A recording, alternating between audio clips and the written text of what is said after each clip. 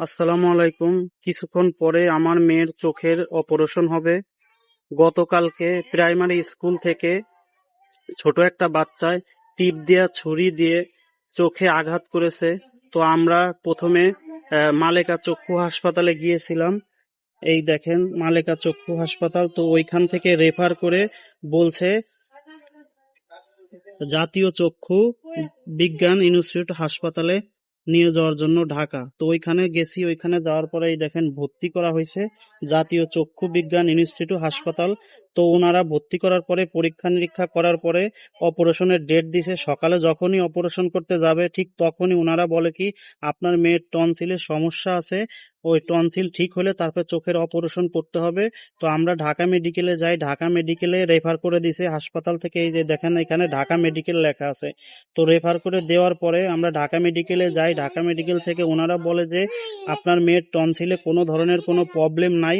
ওনারা আবার একটা লিখিত কাগজ দিছে, দেখেন এই যে এখানে লিখিত লিখে দিছে যে কোনো টনসিলের সমস্যা নাই, আপনারা অপারেশন করাইতে পারেন। পরবর্তীতে আমি জাতীয় চক্ষু বিজ্ঞান হাসপাতালে যাই, তো ওনারা সেখান থেকে বলে যে আহ, ডাক্তার এখন নাই, আপনার কালকে সকালে আসতে হবে।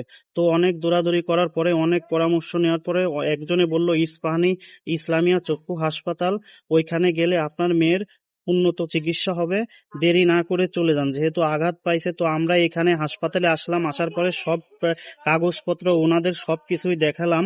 দেখানোর পরে ওনারা ওনাদের বললাম যে ম্যাডাম এই দেখেন এইখানে ঢাকা মেডিকেল নিয়ে গেছি। যাওয়ার পরে ওনারা বলছে আপনার মেয়ের টনসিলে কোনো সমস্যা নাই, অপারেশন করাতে পারেন। তো ওনারা বলল যে হাসপাতালটা আসলেই প্রতারণা করছে আপনাদের সাথে, যেহেতু আপনার বাচ্চা একটু সিরিয়াস পর্যায়ে পৌঁছে গেছে, আর দেরি না করে আপনার মেয়েকে ইমার্জেন্সি ভাবে অপারেশন করাতে হবে চোখে। চেষ্টা করছি, সবাই দোয়া করবেন।